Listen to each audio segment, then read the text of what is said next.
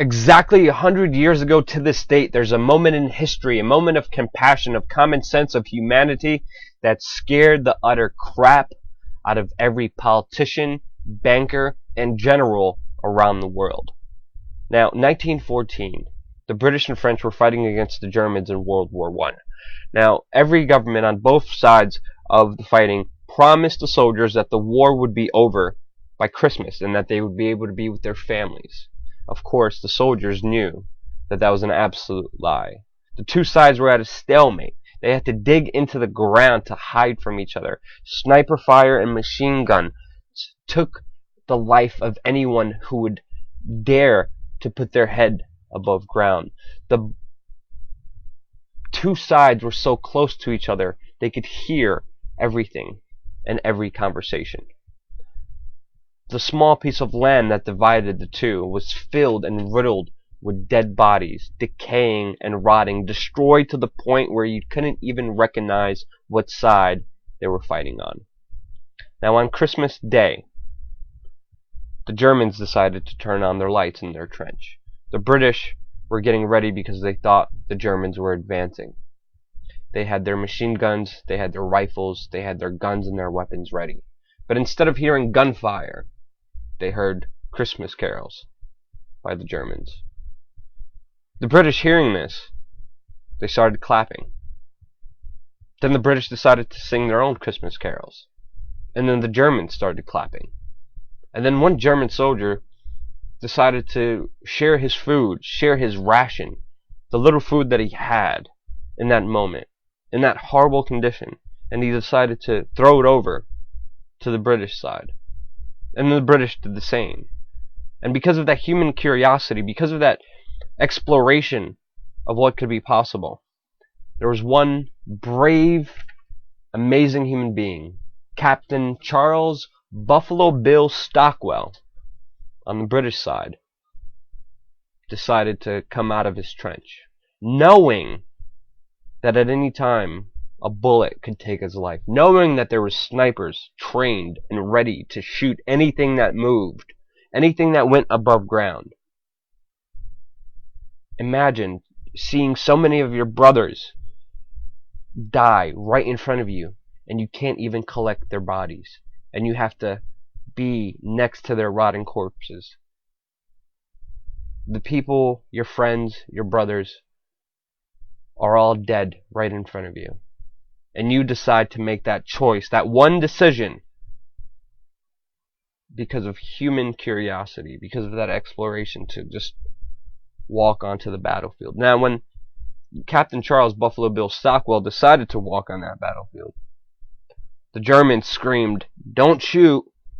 We don't want to fight."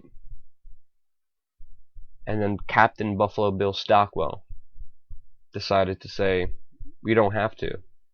And he walked onto no man's land in the middle of what was virtually hell.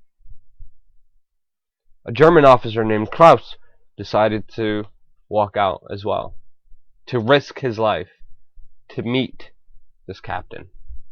And the two men met, and they started talking to each other. And because the soldiers in the trench saw this, they saw one man and then a second man, it turned into a third and a fourth, and then it turned into thousands of people coming out without weapons drawn at each other and to talk to each other.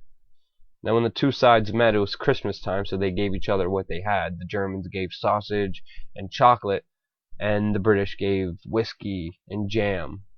And they started to talk to each other, and they started to help each other. Barbers on each side decided to cut each other's hair. There was a football made, and people decided to play soccer against each other, against the British and the German side. There was a juggler on the German side that entertained everyone.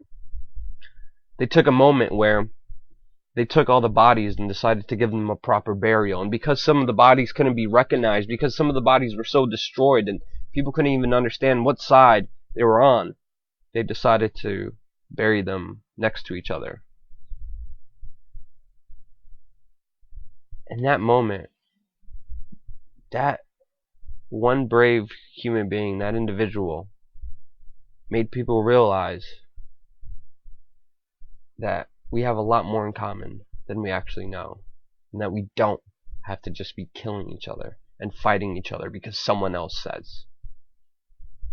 It was a moment that was widely reported on all throughout the world, but of course historians never found it important to talk about, and they never put it in the history books until there was a BBC documentary in 1981 called Peace in No Man's Land, where they took the letters of these soldiers and documented and did a full presentation of what exactly happened on that one amazing, magical day where the killing stopped.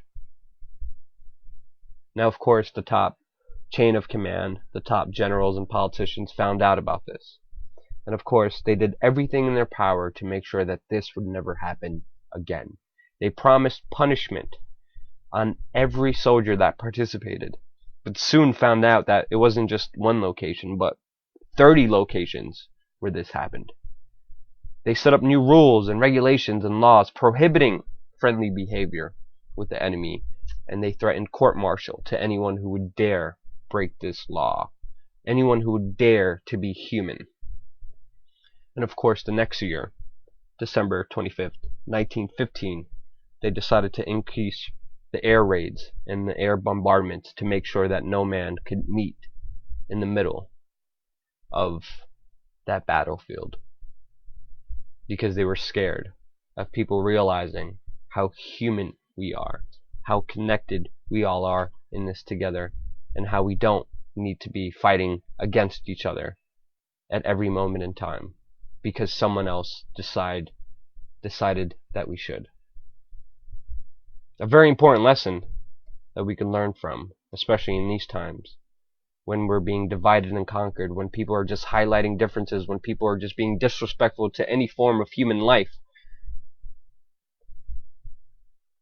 Who will be the next Captain Charles Buffalo Bill Stockwell during these times? Will it be you?